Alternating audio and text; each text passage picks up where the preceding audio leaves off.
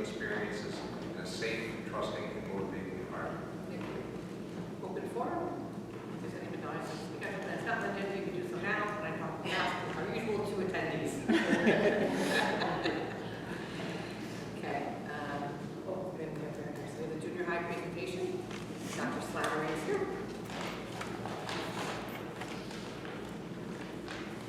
So one of my favorite administrative books. Hi, hello, welcome. Thank you for having me here. I always do that. I always jump right in and forget to say hello.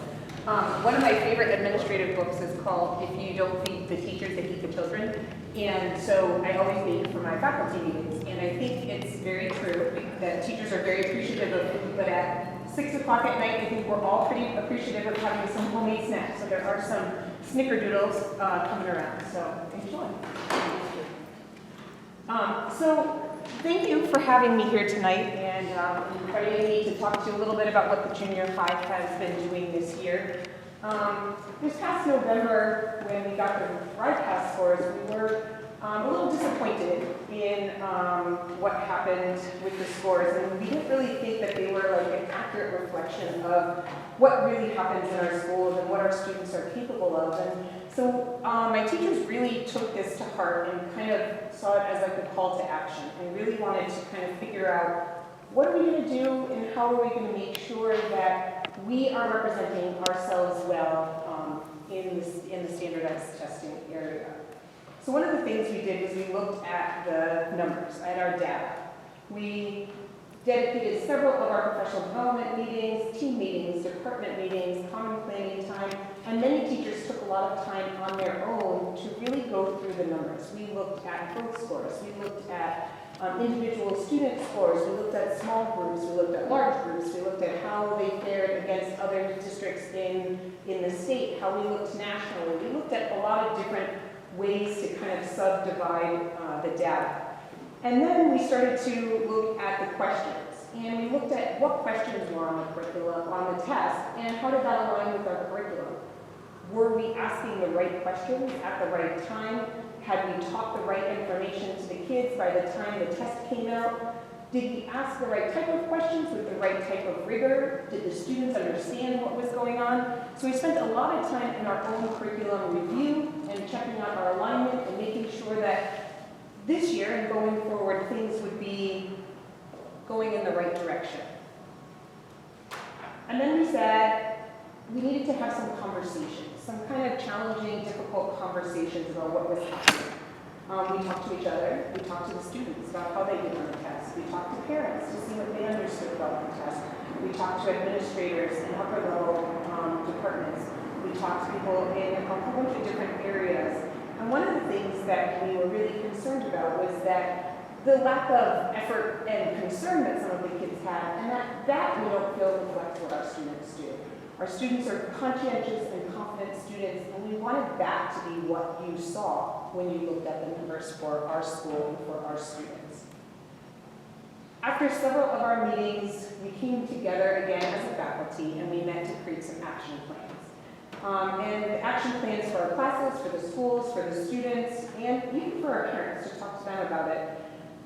But if I'm honest with you, they didn't wait for me to make the action plans. By the time we had formalized them, many teachers had already gone through the data, had already taken some of their ideas, had already planned it out, thought it out, and put it into place. And so I'm going to talk about some of those formal action plans, but they certainly weren't waiting around to make sure that they were the right steps. But we were all just trying to make sure that we were moving forward with doing things to make sure that students were prepared for the test. One of the most important things that we first learned about as we did this was a mindset change. And one of our things was, I think that over the years we had changed from test to test and done so many different things. People were tired and unsure as to what was coming next. It kind of felt like we were chasing a moving target. It's tired, it needs a rest. And so we were trying to figure out what we had done differently that might have impacted some of what was going on. We had spent a lot of time in the past with our, when we had done kneecap, and hold on, sorry, don't watch me, make sure we're dizzy. It's the only bad thing about presents, if they go quickly, make sure we're dizzy. We had spent a lot of time when we had kneecap. Every year we would go through the released items and we would take the time looking at all of this stuff. And then when we changed to park fairly quickly and then broadcast fairly quickly, we didn't have the data that we had spent. And so we needed to kind of get ourselves reinvested in what was happening and spend some time with that mindset change. And beginning to really kind of own what those numbers meant for us. In my former life, I was a math teacher. And when I taught math, one of the activities I used to do at the beginning of the year was we would talk about who we were in terms of numbers. And there's a lot of numbers that define who we are. Our age, our weight, our height, some things we might not want to mention too much, but even our number of siblings. And, you know, for kids now, we would talk about how many posts you have, or friends you have, or how many times you've tweeted something. But standardized scores are a part of who we are. It helps, you know, SATs and PSATs, further testing, you know, GMATs, and all that kind of stuff. It's a part of who we are. And it is something that we need to own, but not let define us. And that was something that we spent a lot of time talking about, is that while these scores are a part of who you are, they aren't the only thing that is who you are. And so that doesn't define who you are, but it does help give you some ideas.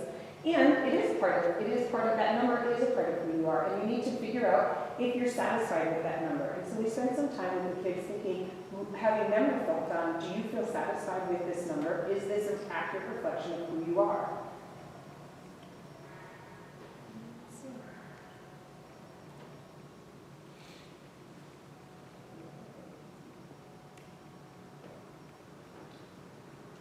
So each department worked together to create some action plans. And when we did these, we invited the department chairs from the senior high school to the junior high faculty meeting. Because while we are a junior high, of the subcommittee for junior high, we're part of a bigger school, a bigger 7 through 12 program, but also a bigger K through 12 program. And we want to make sure that what we're doing, we're not only preparing students for a test, we're preparing them for future grades, for future classes, and for life. So we want to make sure that that whole piece of it is together. And so we had many of the department chairs come to the meeting. Each of the departments spent some time looking through what data they had and then creating their own action plans. So in the math, we did a pretty significant curriculum review. We had done a very large curriculum overhaul when we started moving to Common Core, and all the Cerrico districts got together and we realigned how things happened. We don't really have a book that kind of goes with what we have. The teachers have created individual units and binders, and we follow along with that kind of process. And so we needed to make sure that the stuff that we were getting to was getting to in the right time at the right grade levels to make sure that students were where they were supposed to be when we got there. One of the things the math teachers decided to do for this year was to create some mini units for any of the subject areas in which they were, if there was something that we hadn't got to yet or something that had changed from previous curriculum alignments, to make sure that by the time we were able to get to the math testing, that we were in a place where all students were able to access what they needed to. We also spent some time looking at application strategies. It is not happy with me today.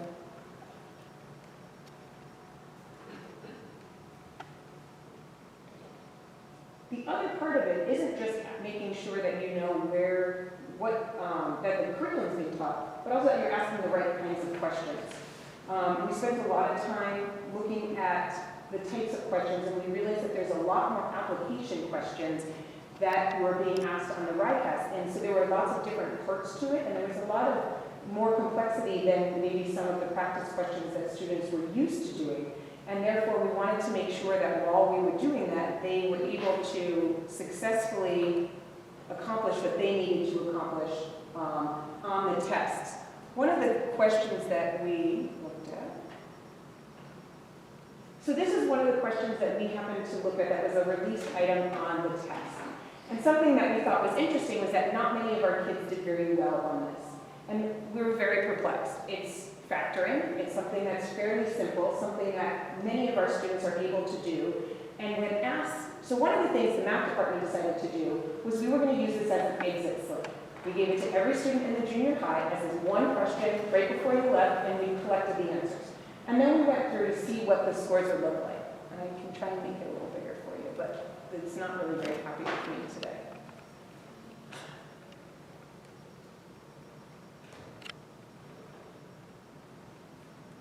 So this is something that we teach the kids. And this was a 7th grade question. Students know how to factor. This happens long before we get to the ride pass test.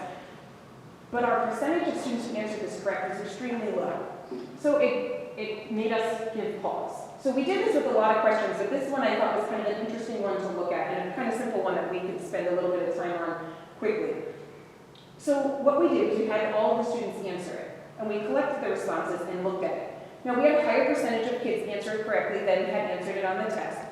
One thing that was different was they did it on paper instead of on the computer. So that was a little bit different in how they could answer it. So they were writing out their answer instead. But what we learned was many of the kids oversolved. They didn't just factor, they then solved for n.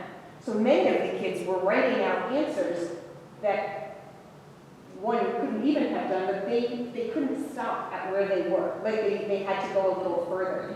And so we spent a little bit of time talking to them about what did this mean, and what does it mean to just do the factor and write only the equation.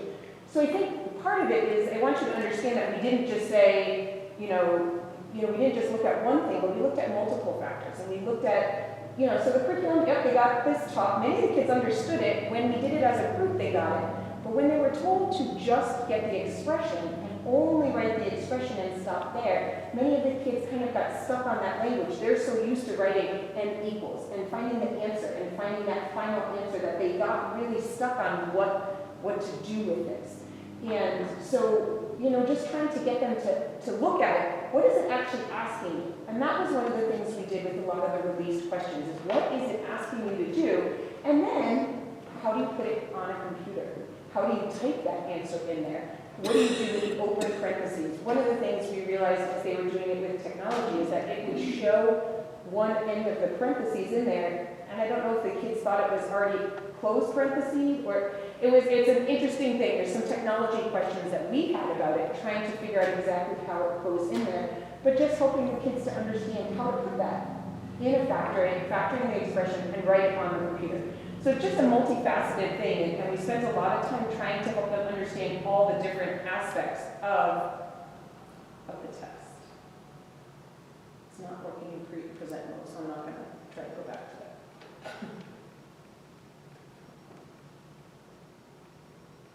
So we did a pretty comprehensive review of the released items and spent time with the kids to help them understand what those released items meant for them, as well as the practice tests for the upcoming tests. In English language arts, one of the things they spent a lot of time with was focusing on the process. And one of the things that we found when looking at the process is that on the writing section, for a long response, students got a text box. And this is probably a third. It's on a half of a page. So they have, on the full examples, this side would be all text. And then there's directions. And then this text box is just a little part on here. And many of the students didn't understand that they could fill more than just that text box. And actually, if you read on top, it says the box below, the total space provided is equal to about 2 pages. They're expecting a very lengthy answer to come into this text box. But when you're testing on a small screen and all you see is this little text box, many of the students thought, well, I filled it, I must be done. And so we spent a little bit of time just helping them to understand that it was bigger, literally, than just that, but that they could spend the time on it. And another thing is that in junior high especially, and actually having just completed my PhD 2 years ago, I don't think I could write an on-demand essay without some type of pre-work and drafting and editing and doing some type of graphic organizer. So one of the things we spent a lot of time with is on when you're looking at the process, what are you writing? Are you writing a narrative? Are you writing an informative essay? Are you writing a compare and contrast? First, what are they asking you for? And then how do you organize your thoughts for that? Writing a narrative, you're going to organize your thoughts much differently than if you're having to do some compare and contrast and pulling out some evidence. So it doesn't even like it when I do it like this. It's not happening with me. But so, though, it was part of working through the process. helping kids to understand that part of the process was looking at what are they asking me for, and how can I use that information to really be able to access all of the details that I have. So one of the things that the teachers did from there was then they spent some time on what type of graphic organizers should you use, making sure that we're using the RIDE-CAST rubrics, not just in ELA, but in all subject areas. And so all of the content areas talked about that.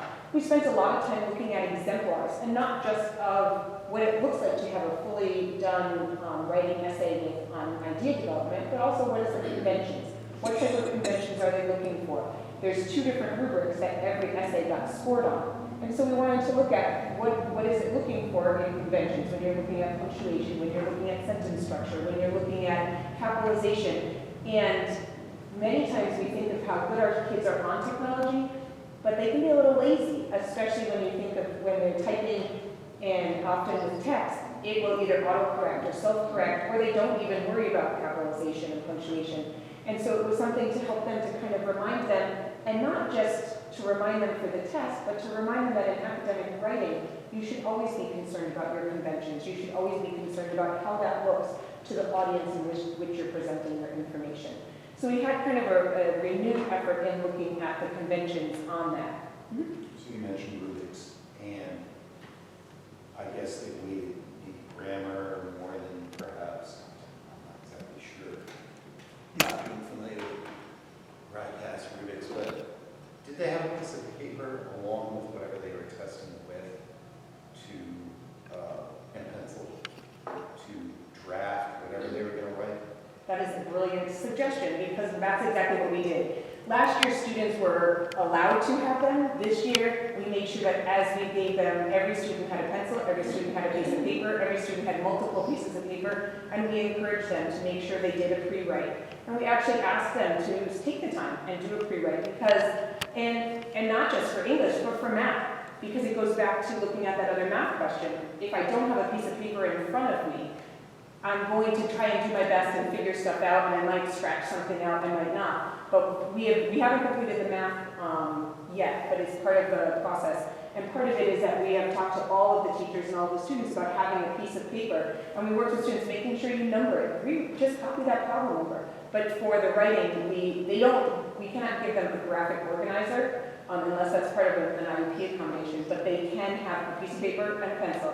And many students, and that was why I talked about like the whole process of what would it look like if you're writing a narrative? What would it look like if you're writing a compare and contrast? Where do you find because a lot of it does include having quotations to support your evidence, being able to use the information from the first documents, the documents that they provided on the computer, on the test, to be able to use that. So I think that went back to some of our thought process of as we were giving them the test, we didn't necessarily give every student that last year, whereas this year we gave it to them as almost a preemptive to say, you really should be doing a pre-write, because I mean, I don't know about you, but just composing it, especially in that little box to go back and rewrite and rethink in a tiny little box on a screen is very hard to kind of go back and edit. Whereas I think when you have that piece of paper in front of you to do that, that's a much easier task to be given.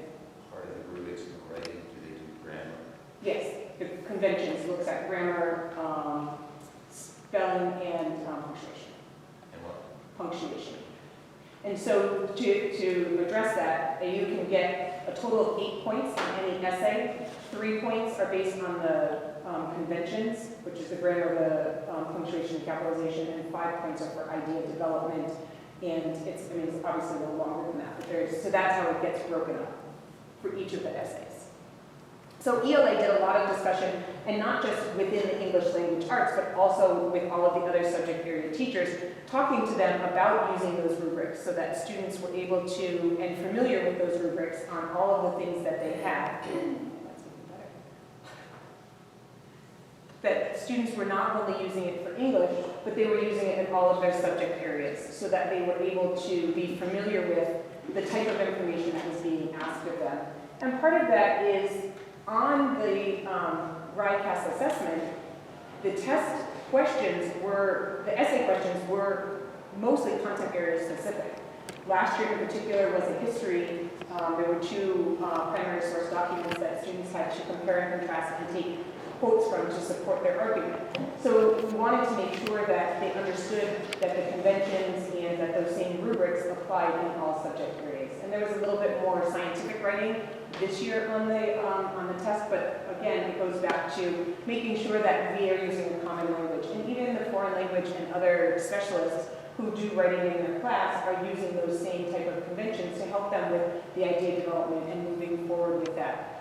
And both in English language arts, I skipped it because I think kept disappearing, but we talked a little bit about exemplars and showing students work that was proficient and why, and talking about why it was proficient, and then spending some time on the students' own work and giving them feedback on how to get their work to that level and giving them actionable feedback to be able to say, I could take these ideas and move them forward with that. So we also looked at, especially in the content areas, they looked at a lot of using multiple sources, because what we found on the test is that there were different things that they needed to compare. So they had one source that they were working with, another source, and then having to be able to take information from both of those sources and using them to defend their statements and using them to defend their ideas.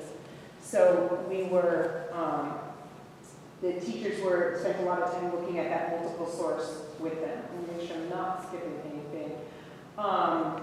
And so we want to make sure that we were practicing all the way through things that were happening, the type of questions that they would be asked, so that as they got to the test, they wouldn't be surprised by it. So the type of rigor of the type of questions.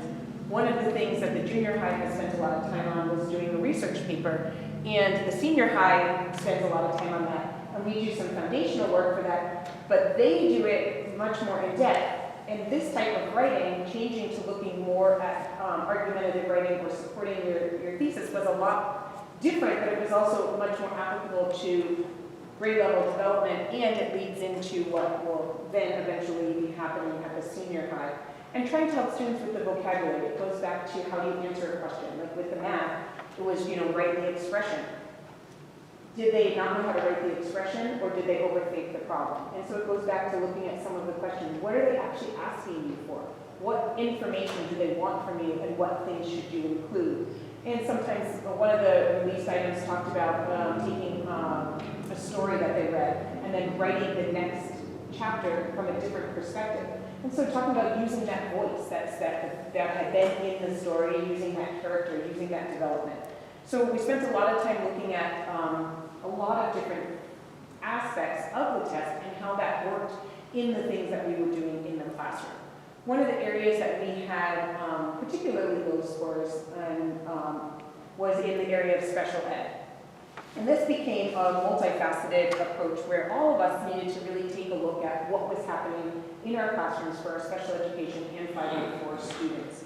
And so there are 3 things that you have on a RICAS test that our students are allowed to have. You have accessibility features, which every student can have, which is like things like extended time, making their screen bigger.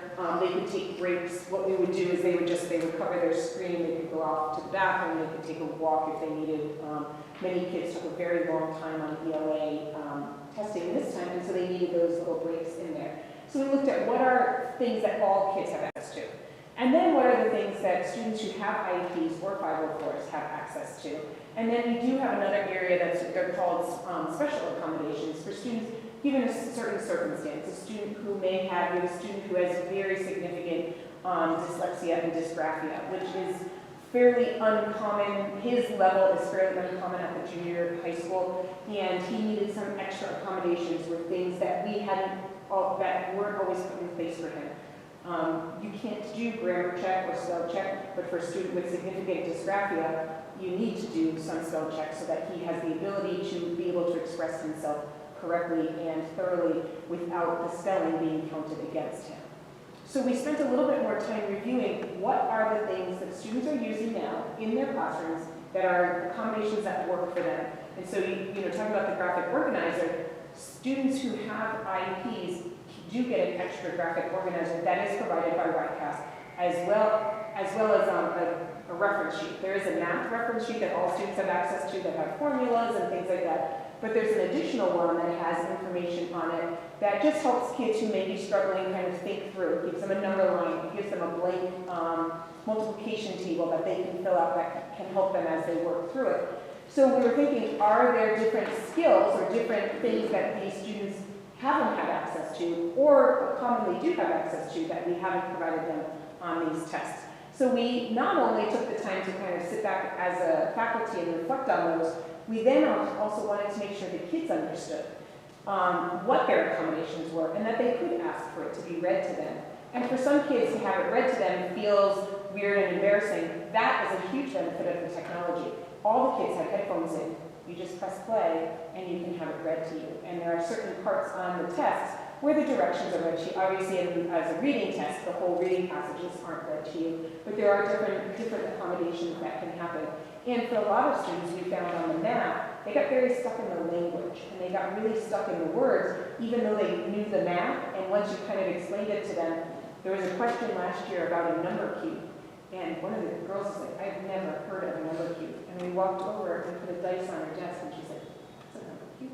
And just the whole idea that she just didn't know what she was looking at. So the whole question was describing the possibilities and probabilities on a number cube.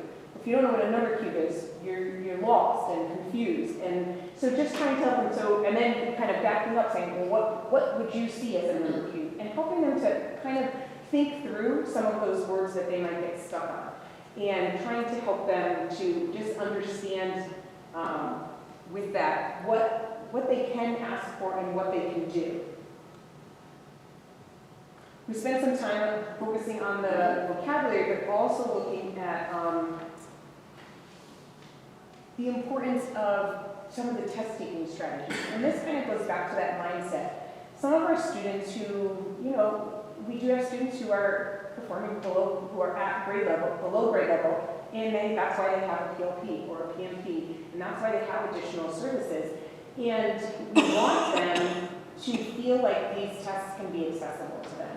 And even though they're hard, we want them to feel invested in putting in their best effort. And so we went back to that whole growth mindset and trying to talk to them about it's not just about your final score, it's also about year to year showing your growth and showing what you can do and showing that you've gotten better. And maybe last year you couldn't, the test gets harder each year because you're now taking the 8th grade test instead of the 7th grade test, or the 7th grade instead of the 6th grade, but how can you show your best effort on each of those tests? In addition to each of the department ones, we did spend some time looking at some whole school action steps. And one of the things we really spent a long time on was looking at our schedule and our schedule for testing day. So last year when we tested, we had students test 2 days in a row. And so in order to get the ELA testing kind of finished, they did 1 day of ELA testing on a Tuesday, and the next day they did one on a Wednesday, and we kind of alternated, and teams did it over and over with that. One of the things we looked at, and in talking to the kids too, did you feel stressed by doing that? Would you rather do your tests right after each other? And one of the things we did this year was each team would only test one time within a week. And so we did some creative scheduling for that, the way that week looked, and that each team had a different testing day. Therefore, we're only looking at 4 tests now per team, 2 ELA and 2 math. 2 of them will finish before break, and the next math ones will start in a couple of weeks. So you're not looking at now a bunch of adjusted schedules over a lot of days. It was just 1 day in that week that they had to look at their testing schedule a little differently. Their day looked different, but we also changed their overall schedule so they weren't missing any of their core classes. Their schedule was adjusted. We did what we called the RICAS Cafe, and we had a little breakfast for them in the morning, and the kids came down. And we do know that many of our students don't have a great breakfast in the morning before they come in. We're here early. It's, many of these kids are here by 7 o'clock in the morning. And so we were looking at ways to make sure we worked with the cafeteria downstairs, and they provided some healthy snacks for them during testing, but also for breakfast time. So what day of the week are they testing this round? What day of the week did they test last year? I don't know the exact day of the week. We're not doing any testing on Mondays or Fridays this year, just because it gives us we have 3 teams, so we're able to do Tuesday, Wednesday, Thursday, except for 1 week where there was a trip plan, so we did have to do 1 Monday testing because we didn't want to do it the Friday before vacation. We thought that might be a bit much.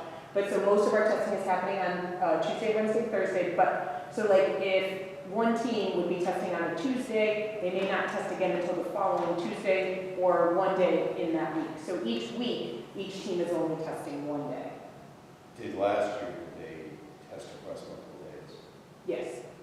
Last year, Is there any? we did back-to-back testing. On some days it was, some days it was a Monday, Tuesday of a week. Sometimes it was a Monday, Thursday of a week. But we fit in more testing in less number of days last year. So were there any observations as to whether they did better on one day versus another? Not on days of the week, but they did seem more relaxed and focused when having one day to focus on testing and not having to worry about going to a core class afterwards. So the way we broke up the day was they would no longer be going, so like their academic classes of math and science and social studies didn't happen on that day. It was a testing block that we split up a little bit differently, and then after lunch they would have their specials, and those teachers kind of were aware to do things a little bit differently. We actually had students this year that tested for more than 3 hours. So that's this year's testing. Right. Yeah. In other words, there were no core classes. It's On just testing. that student's testing day, on that team's testing day. And does everybody test on the same day? No, no. So, is that based on subject or is that based on? Based on team. Well, Team. So as a junior in high school, we have the Black Knights, the Red Knights, and the White Knights. So Black Knights would all test on a certain day, the Red Knights test a different day, and White Knights test a different day. As a faculty, we discussed not doing them on Mondays or Fridays as much as we could help it. And there are things that come up that you have to get something done in an amount of time. And we also looked at, there's one of my teams who shares a faculty for their specials with a senior high teacher. And we looked at days that he was available to make sure students were able to get those specials as well. So all the teams felt Tuesday, Wednesday, Thursday was preferable. Any one of those days they felt was fine with that. So it doesn't fall that always Black Knights were Tuesday or Wednesday or Thursday, but that they, within those 3 days. so that's an obvious metric you might look at is whether or not those group of kids that tested better on one day versus another. Right. We could look at that. We'll see how, Some suggest that testing later in the week is better than earlier. and some kids like having the testing done earlier in the week than later. So I think I did a very interesting survey with my faculty recently about some scheduling things, and it was as much as someone likes apples, the other person likes oranges. So, some people like the testing earlier in the week, some people like it in the middle of the week because it breaks it up, some people like it later in the week. So it's kind of one of those things that you just, we can certainly look at that, but no team is assigned only for Tuesdays or only for Wednesdays. They may predominantly pick a certain day, but all of them will be tested. Another thing we spent a lot of time looking at was our message that we were giving to the students. One of the things that the kids commented on was they felt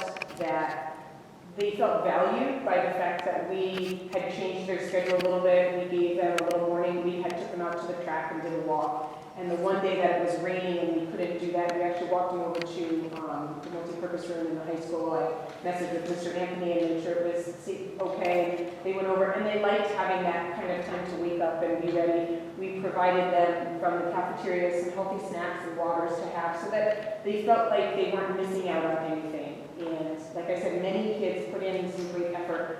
We have a student who in the past had opted out of testing, and the teachers were aware of this and spent a little bit of time kind of beforehand working through the practice tests and kind of building him up. And he came in pretty excited to take and try the test, and he felt really confident about it afterwards. And I think that was a huge thing, is we wanted them to feel confident about what they were doing and that they were putting forth their good effort. We wanted them to feel like they were prepared for the test and that they were going to be able to be successful no matter what they did. And I think that was a resounding message for many of the kids.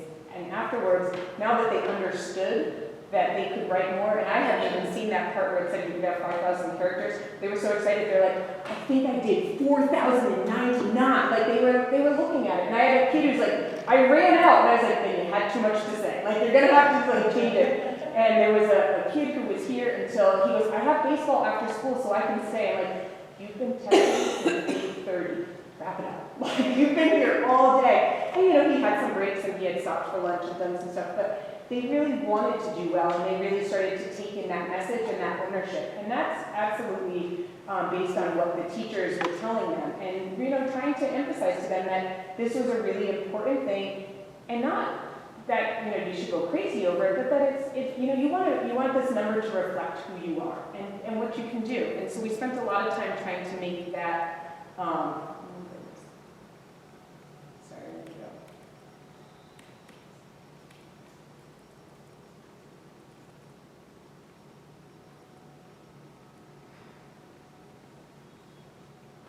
In looking at theirs, so we're looking at the message, looking at their test preparedness, and we wanted them to feel confident going into it. We have great students, and we have, you know, they're doing a really good job, and we wanted them to feel like this was something they should put their good effort into. They have already completed our ELA portion of the test, and one of the things that we saw was that there was a student who was kind of a struggling student, and in the course of a regular classroom, has the opportunity to get up and do movement breaks, to go walk to the bathroom. It's one of those kids that magically brings an empty envelope to my office because they just need a break and say, oh, can you go deliver this to Dr. Sauter's office? And they do, or sometimes, can you go pick up that form that I need from her? And we give them a paper and they bring it back. And sometimes kids just need that break. And there was a girl, the testing is very long. There are 2 essays on each of the ELA tests. And an essay, when you're in the junior, senior high school, should be about 2 pages long at least. So they're anticipating students to write at least 2 pages of information for each of those essays. It's a long time, and for kids who have some attentional issues or struggles with that, this girl was tired, and she had done her first one, she had read through the second stuff, and she was close to that second essay, and she looked at her teacher and she said, I need a walk. So she covered her screen, she went for a walk, she came back, she ate a banana, drank her water, and she was ready to do this. And she spent another 45 minutes on just writing up she had already read through her essay, she had to go through them, but to write the graphic organizer and spend the time. And not just that she had done that, but then she was so proud of herself at the end of it. And she's like, look how much I wrote, look how much I did. And she was ready to quit before she got to that. And she was ready to just stop. It's a lot of testing. It's hard. We have a teacher whose child is taking these tests in another district and got a phone call and said, can you come pick her up after school because she's still testing? It's hard. It's a hard thing to balance. And I think part of the schedule stuff that we did helped students to realize that we wanted them to do their best and that we weren't going to stress about the other stuff afterwards. But the teacher who worked with that girl not only sat and talked to her about it, but she came to me about it. And she said she totally redid, put her best effort in, and then she emailed home. And I had several parents, several teachers who emailed home and said to the parents, they put in really great effort today. Some kids who take along, sometimes it can be one of those kids that you don't think is going to put that effort in. They really put in a lot of effort, and we were so proud of what the kids did. And so on that end, we are really proud of all of the work that the kids did in all of that. Throughout this, as we started this discussion, one of the teachers put up a bulletin board in the teacher's workroom that says, junior high is more than a single test score.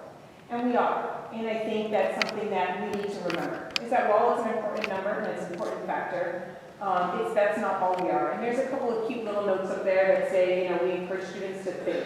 We teach other areas. We don't just teach math and ELA, even though that's what's tested. And sometimes we have students who are outstanding in artwork, as you see displayed here and throughout the school. And we have students who are fantastic oral speakers. We have students who are great foreign language learners. We have students who do a great job in analyzing and debating public policy and history and science. And so our students have a lot of strengths that don't get tested on just this test. And so while we want to help them remember that they do a great job and that that this test matters, there are a lot more than that. A couple of the notes on there, one says that we know our students, and so when they're not feeling well or they're not doing well, we know we can look at that. We look for creative solutions and not just pointing fingers. We provide multiple opportunities for growth and for students to show what they know. And that's the thing that's a little bit hard is, it's not all students excel on a paper and pencil or a computer-based test, and we get that. But it's also looking at, that's one piece of the puzzle. We teach students that they are individuals, and it doesn't matter where you start as long as you continue to grow. One of my favorite posters that's probably plastered in various ways throughout my school says, it's not, failure isn't an option. It's you learn. It's what you learn from it. It's not about getting it right or wrong. It's about learning from a mistake that you make. And that's the biggest thing. And I try to tell parents and students that in junior high in particular, it's a great place to make a mistake. It's a great place to figure out what you can do from that learning opportunity. And it's a good area for them to do that. And another thing that I think is really important that a teacher noted on here is that our teachers build each other up and work with each other. And they want the other teachers that they work with to do great and do as well as they can and do a wonderful job. That's something that I'm super proud of for them for doing, and for the teachers are always kind of working together in that kind of thing. And we have fun. And that's something to always remember, is that we have a lot of fun.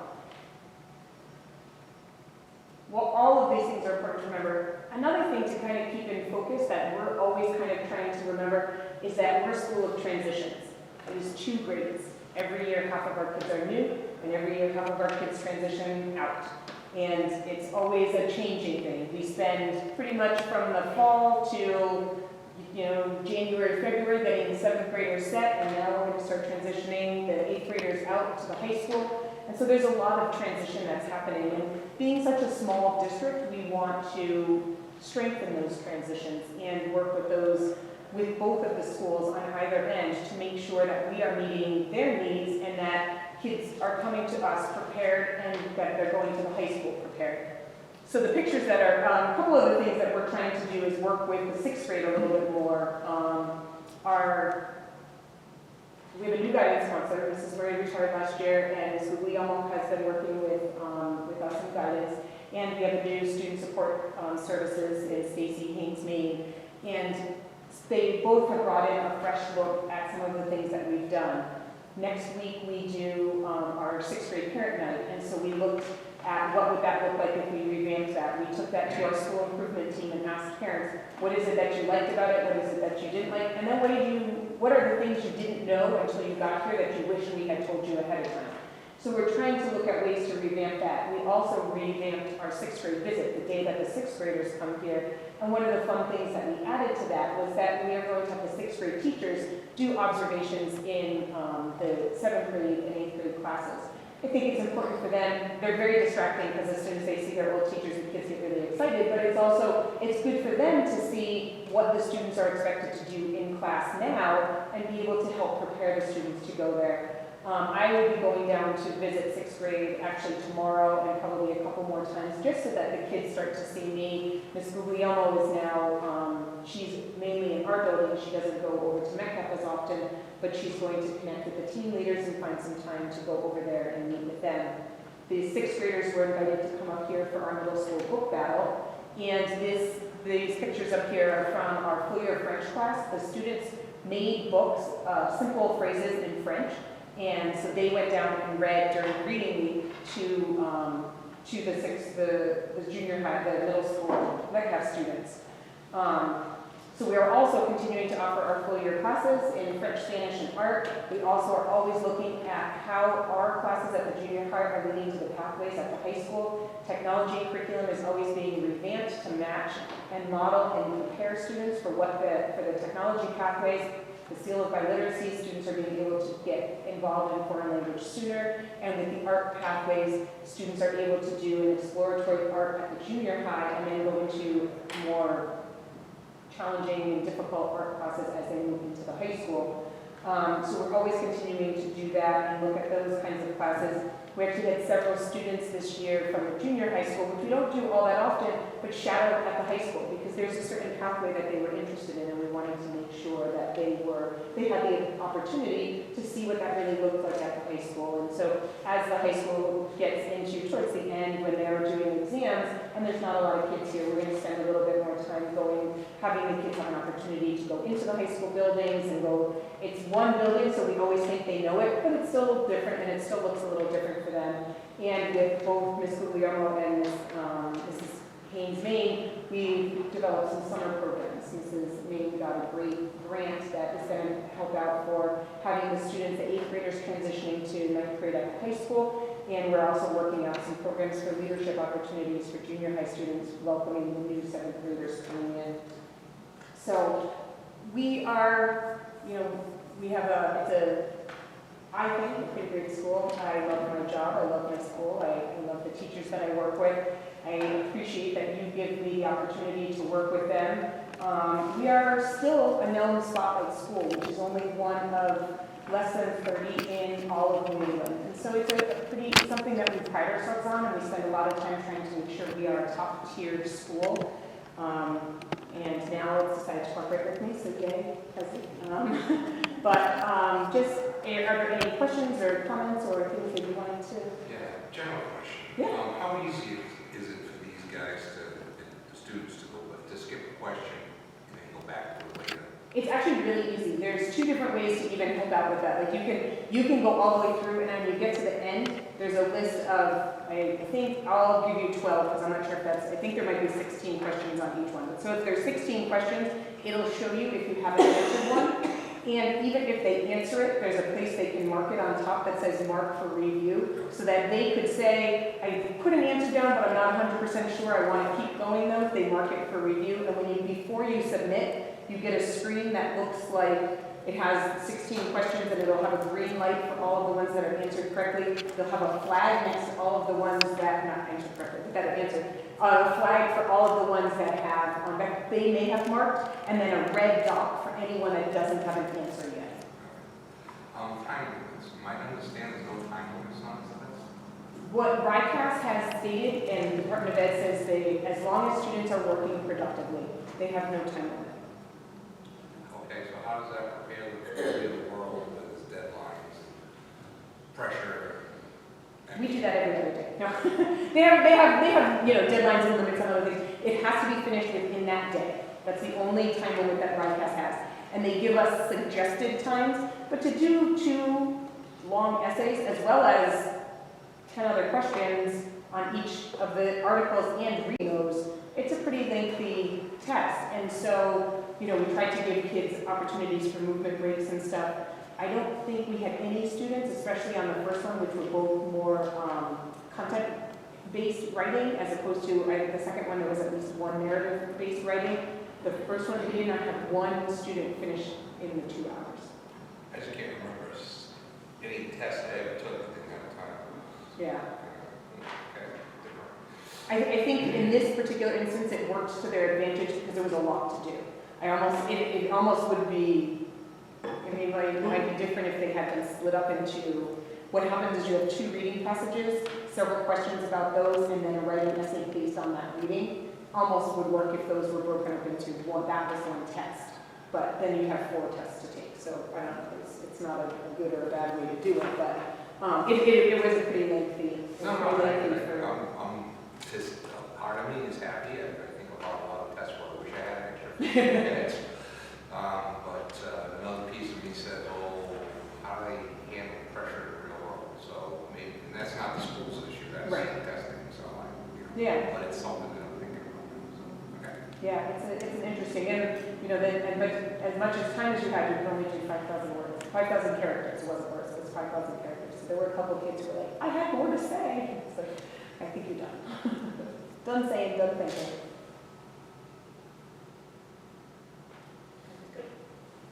Thank you, Mary. Thank you. Thank you for letting me be here. It's a great place to be. Great district. It is a little dark in here now. You have to leave it.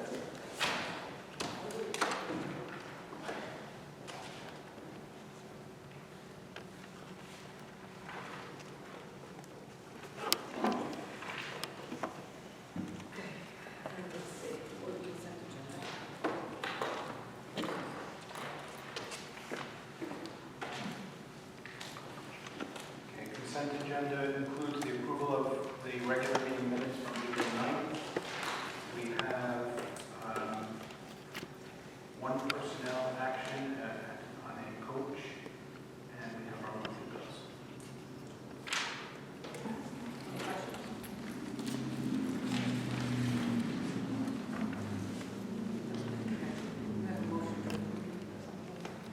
Yeah, I'll make a motion to approve the consent agenda.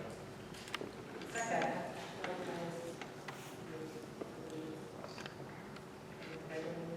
Okay. Thank you. I'll make a motion to approve the consent agenda less the regular meeting minutes of April 9th. Wait a second. Second. All in favor? Aye. Abstentions? Okay, motion to approve the minutes. So moved. For the second? Second. All in favor? Aye. Abstentions?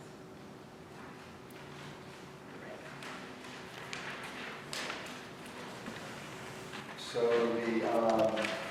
everything's tracking pretty well as far as the expenses go. The change in the fund balance was impacted a little bit by an area that we're watching Medicaid on the revenue side. At this time of the year, we start to pivot towards, how are the revenues, how are they coming in?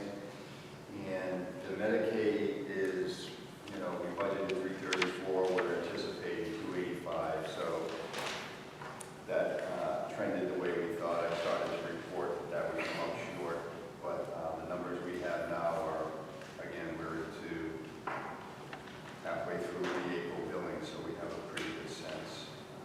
The rest of the information looks pretty good. We did kind of get in your orders, the spending for supplies and materials, cut off the date was April 16th, so we're looking like we're in good shape. Any questions? So Bob, what's the major construction? It's probably somewhere on the agenda. What's the major construction 15 that we have to worry about over the summer that's going on in the district? Is that under, Right now, nothing. do you want to, I would put that under capital project update. is that under, is that under? Yeah. I don't have my glasses. Let's do it, yeah, let's do it under Okay. unfinished business. I'll do it under capital. All right, I'll wait till then. Okay, 1920 budget. No, I'll have an update next month. We anticipate having the staffing needs at the high school pretty much solidified by the end of this week, beginning of next week. Mrs. Haynes' name is at the scheduled build today. She went yesterday, she's due back Wednesday. Thursday she'll be back. Due back on Thursday. So once we have the staffing needs at the high school set, then we'll, in the month of May, make some decisions around if we need any layoffs, that kind of thing. And we can pretty much solidify the budget at that point. So we've been tracking tuitions, we've been tracking kids coming, kids going, but the biggest question still is around high school staffing. So that's what we are assessing. Any questions? Okay. Monthly subcommittee reports, we have update on the policy subcommittee. Pretty self-explanatory. Yeah. We'll have a couple more policies at the next meeting, but we have like 6 or 7 left from that entire list of policies that needed updated that we put together a couple years back. So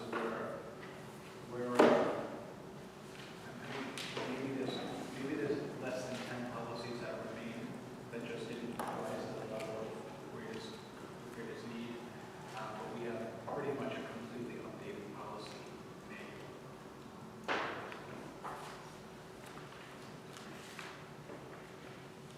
That's a big task to sort of see. That's all 5 years. So, we're proud. Okay, let's see, we have the kiosk report. I thought you were going to go over, I had a question under building committee. We want to move 7 in front of 6. Move 7 in front of 6. We're going to move it up. I'll make a motion to move it up. Go ahead. Do we have a second?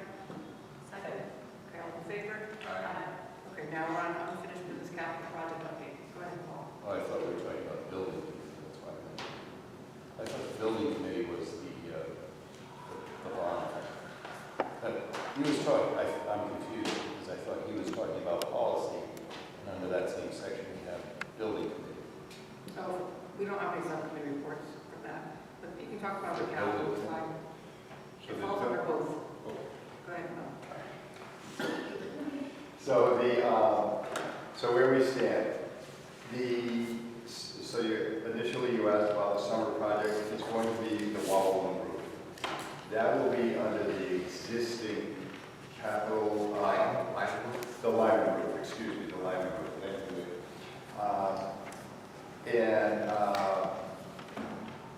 That is under the current MOA that we have with the Department of Ed for $2.5 million in our numbers. That will probably be the last project that we do under that memorandum of agreement with the Department of Ed. And the superintendent, the district treasurer and I met a couple of weeks ago, or just about 2 weeks ago, and we went over the finance picture for the capital reserve and the anticipated revenues that we expect to get based on reimbursements for projects we've done year to date. And it looks like the line and roof will be covered by existing capital that we'll be receiving from reimbursements. There may be some action that the school committee has to take, but we just have to wait to see what the number is on the line and roof. The line and roof is, so there's the stick and then there's the lollipop. So the stick part, the square part is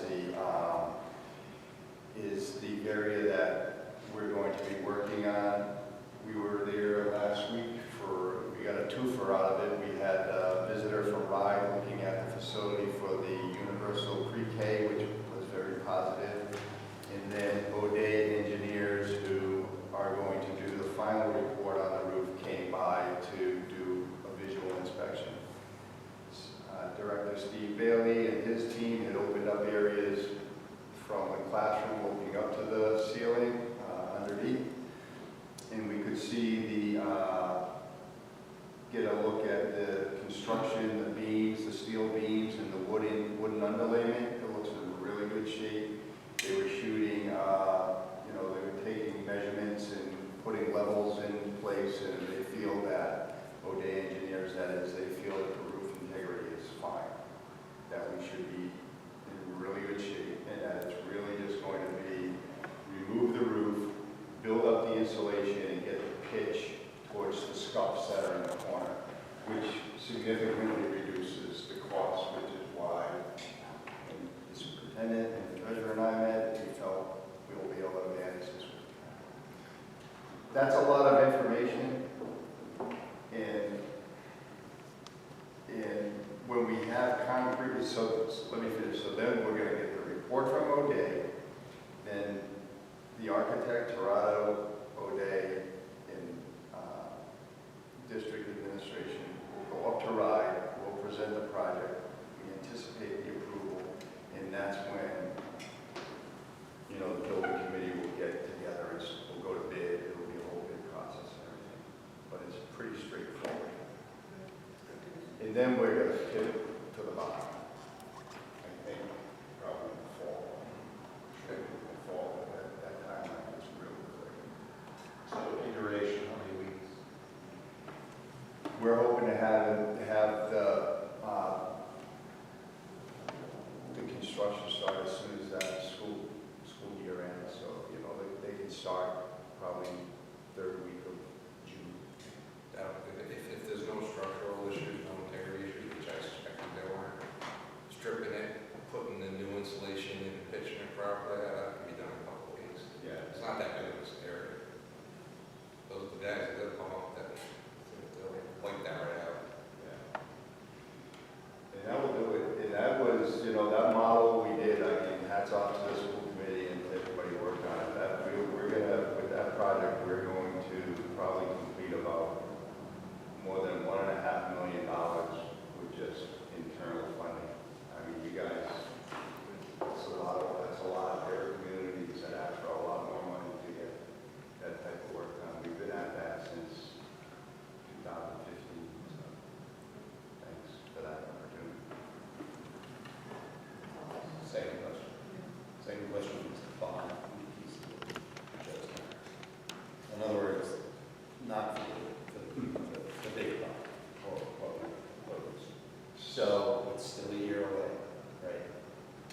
So, and way back when, we said, oh, we figured out by May this year how much we were talking about. But now, we're not gonna vote on it until we go to May next year.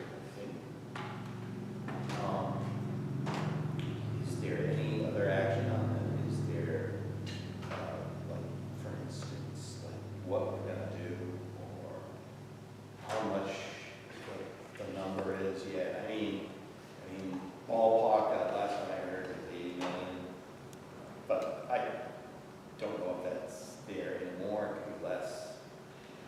So is there any movement in that area? There is discussion. We had a preliminary.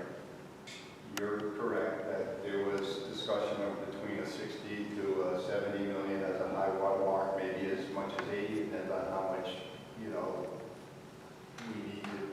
wanted to do.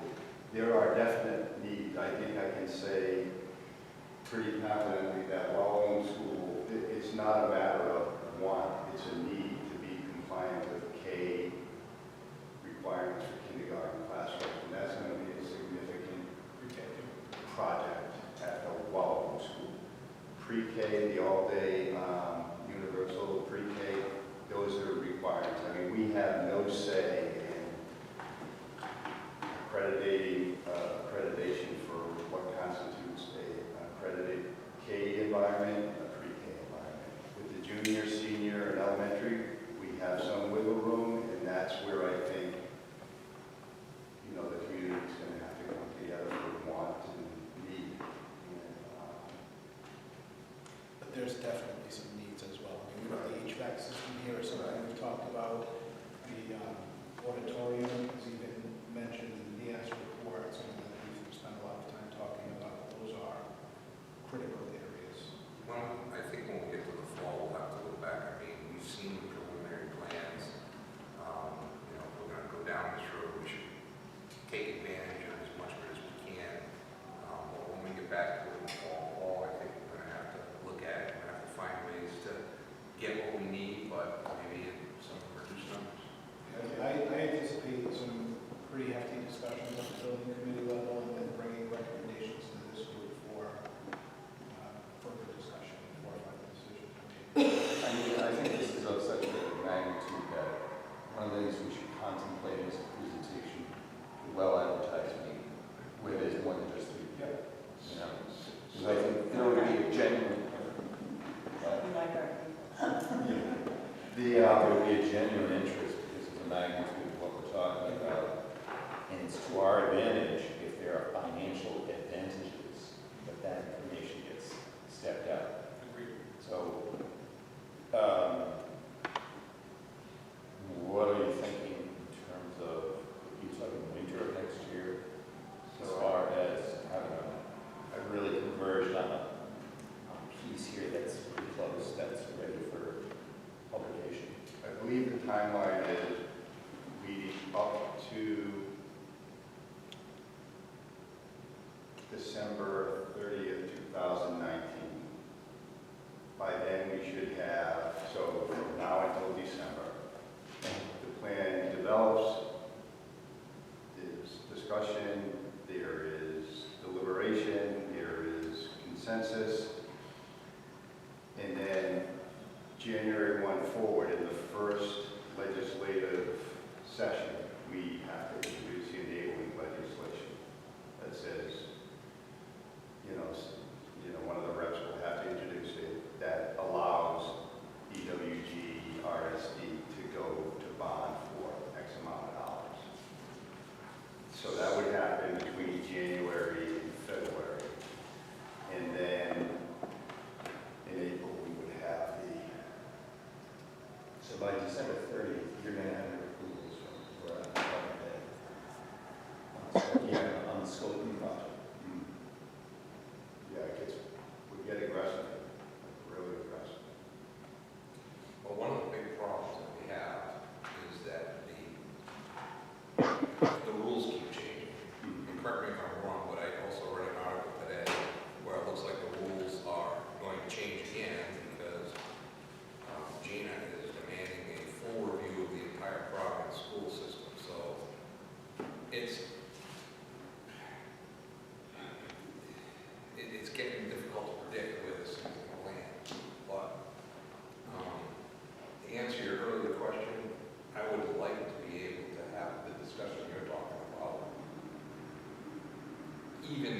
once the plans are finalized, we know what we're looking for. We may not have the approvals until winter, but the discussion you're looking for, I think could happen around the Thanksgiving Day timeframe, I would hope. Yeah, so I want to go back. I believe we go before the Board of Education, Board of Regents, CC, whatever they go by now, in November of 19. So we would have to have a number and a plan at that point. So what we're doing with the number that we're proposing? Pardon? What we're doing with the number that we're proposing? Correct.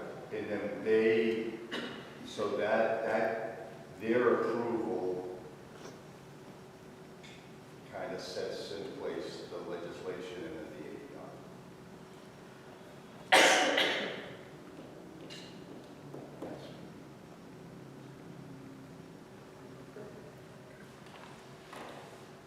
Any feelings on capital or under capital? Did you have anything else about? That's it. Okay, we have the last report. So the NAS report was released just prior to our last meeting. I gave everybody a copy of it at our last meeting. And I hope that people had a chance to go through it. I know a couple of the things that I stated. If you read it, you'll see that a lot of the recommendations keep repeating over and over again in several of the standard areas. So it's, you can count up the number of recommendations, but if you really start isolating the unique recommendations, they're more limited than the actual proposals. And the one thing that I was hoping for, and that the principal and I talked a lot about, is are the recommendations that are included in the NAS report consistent with the self-study? So were the faculty accurate in their assessment of their own school when they completed their self-study? And we felt, and the faculty would say that they were very honest about their self-assessment. They had identified areas of need, and they are reflected in the NAS report. There's not really a lot in there that surprised us, so that's a really good sign. And the other very positive thing is because we had done the self-study and because we knew what a lot of the areas of concern were, some of the recommendations are things that you might recognize we've already started to address. So there are some recommendations around guidance, there are some recommendations that are around providing interventions and supports for struggling learners. And that was really the job description of the new administrator that we hired at the high school this year. So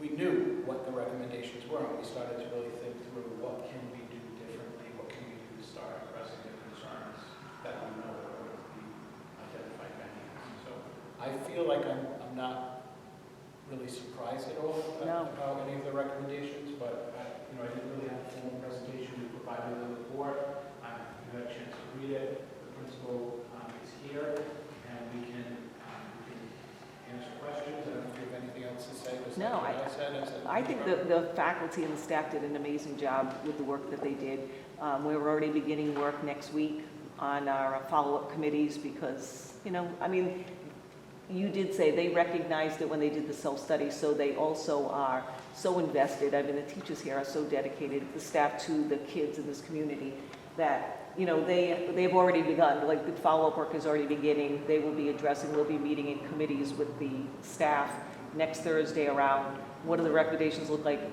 what does the plan look like, what is our best way of addressing it, and then, how do we get it to the kids to get their input, and how do we get it from the parents? So, there's a lot of work already starting, and they're looking forward to it because they know, they're not surprises.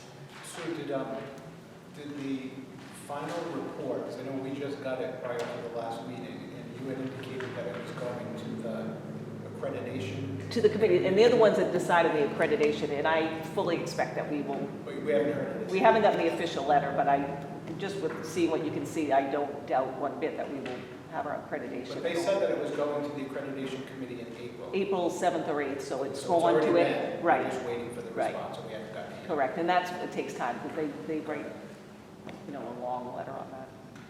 But I don't anticipate any problems at all. It's a good report, and it's reflective of what we knew. We know there's some work to do. It really is, it's what we expected. We did a lot of work, ahead of time and did some serious soul searching and looking, so we know. And, we're looking forward to getting the work and getting it going.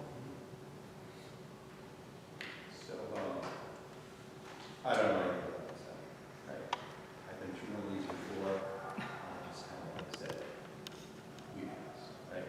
And we're probably gonna pass now, because I don't know if I've ever heard, maybe Central Falls never passed because of funding issues, but I did a comparison of outlying high schools. One of them was East Greenwich, for obvious reasons, they're in Kent County, we're in Kent County. They're 50 minutes away, it's an obvious choice. So I looked at their last exact study, and I did, so I looked at our recommendations versus their recommendations. And a number they had were 11, ours were 26, was it? So, ours were kind of the same flavor, to Jim's point, focusing in on education and ensuring that students were achieving the best they could. At least that's what I was reading in these recommendations. And I'm reviewing now with my horrific eyesight that I had. I got my glasses. I looked at each recommendations, and one thing that I would note out of the 11 to R26, 85% of them were like structural, like fix or replace the leaking roof tank. And ensure improved cleanliness throughout the building. Adjust the security cameras in front of the entrance to enable staff members to easily identify visitors. Address the deplorable conditions in the physical education locker rooms. Update the website. But they were pretty clear. They did have, out of the 11, some educational kind of recommendations. One of them was to reach out to local colleges and universities to provide opportunities to provide the support of schools in the 21st century learning expectations. That was kind of something other than cosmetic. Number 1, develop and implement a long-term technology plan that includes planned purchases, maintenance, and replacement of technologies. Well, I mean, we already had that. So, take a kind of free ride, I think, other than the fact that, and here they are. Pass those down. Give those to Jim. So ours were a little bit more on the educational side.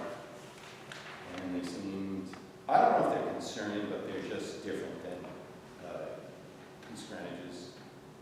Now, granted, those were going back,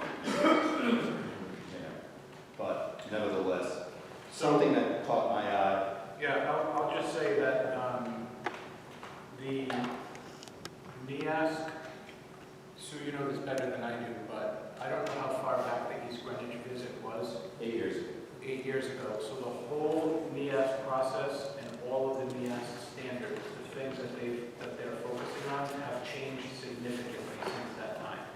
So the older NEASC visits were more heavily focused on things like the facilities and so forth. And now it's really around assessment, instruction, and so if we just took a look at the NEASC standards that were in place at the time of the East Greenwich visit, and the NEASC standards that are in place at the time of the EWG visit, they're measuring two completely different things. So the report reflects how we do relative to the set of standards. So A, there's a lot more standards, therefore a lot more recommendations and a lot more accommodations, because they're basing those recommendations and accommodations on the standards that they're charged with assessing. And then the standards themselves are far more focused on instruction and learning and outcomes of students than they ever were in the past. In the past, it was very, very focused on facilities and so forth. So it doesn't surprise me that many of the recommendations were of a different focus, because we're not measuring the same standard. Even Charahoe, around that time when I was there as an administrator, we were put on warning status for accreditation during one of our visits, and it was all based on facilities, because that really was the focus, was around, Yeah. facilities. When were the new standards, when did they come out? I mean, I know they happened during my time here. They did, and then they're changing yet again, so they'll be changing them again when we do it. We'll be actually going from a 10-year visit to a 5-year, and it'll be even more focused, laser focused on, teaching and learning, which is a good thing. Mhm. I mean, we're blessed here. I think, I know I feel it, that, we do have the facilities and we have the support that we don't have to worry about a lot of those things. So I would rather see our focus on educational, Yeah. initiative. I mean, they did highlight a few areas of concern with facilities. Yeah. But there are things that we'd already talked Yeah. about, the auditorium in particular, things that are on our radar already.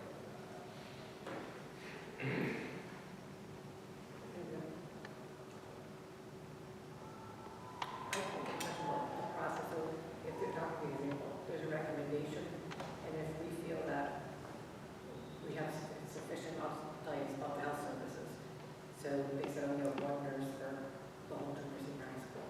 So a recommendation was to ensure sufficient health services staffing.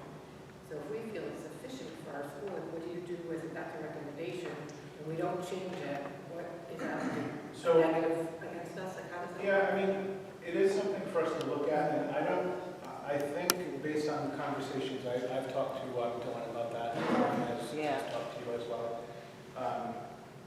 It's not about the certified nurse, it's about the clerk that's in the office. So there are times, for example, where, students go into the clinic and say 4 out of 5 days, the nursing clerk, Bernie, is in the health office, so there's student supervision. But if the nurse got called out of the office because there was an emergency somewhere else in the building, and there are kids sitting in her clinic, then she leaves and the kids are completely unattended, and these are kids that are not feeling well. So the concern is to really look at staffing, and I think what their underlying recommendation is should that clerk be there full-time. So it's not a massive ask. It's really about looking at the staffing and making sure that in the event of an emergency that we're not having unattended sick children because the nurse has to go to a more pressing emergency situation. I guess my question is, if we don't want to do anything. Yeah, and I think it is something that we are going to look at, and I think that we've come to a fairly reasonable solution to that problem. The one question I have, as far as being reasonable, is how do we ensure that voters can comply all the time with our funding? Yeah, we've talked about that too. Yeah. It's awfully hard to ensure certain things that are because they're out of our control. I mean, we do the best we can around communicating, advertising, having meetings, talking about the benefits. Yeah, my point is, I think that there are certain things in this report that shouldn't even be in this report, and I'm very disappointed with the ask for those to even be in there, because apparently there's no common sense that plays in it. I'm going to leave it at this. Stop. Cheryl has chimed in.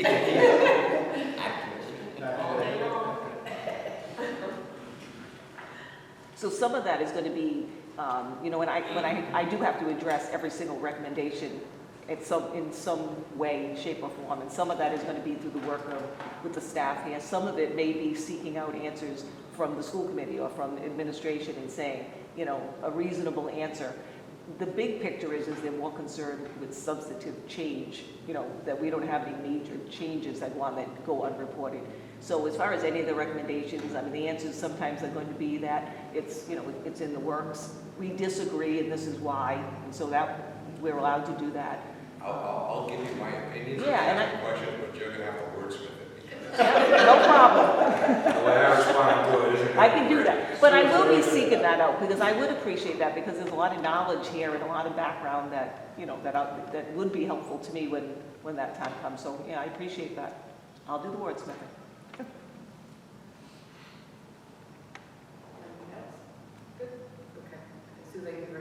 My pleasure. Thank you.